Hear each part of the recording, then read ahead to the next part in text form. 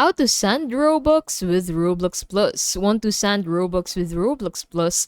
Let's break down the safe methods. So the official way is through group funds. So add Robux into your group, then use the payouts option to distribute Robux to members. Another method is buying a Game Pass or shirt from the recipient. Roblox takes a 30% fee and the rest goes to the account after the pending period.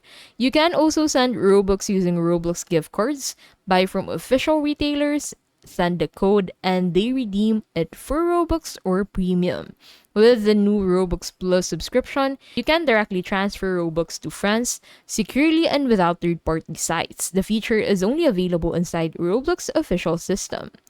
Roblox Plus browser extension cannot transfer Robux. Avoid third-party sites, they're scams, and can get your account banned. Use group payouts, Game Pass purchases, gift cards, or the official Roblox Plus subscription transfer.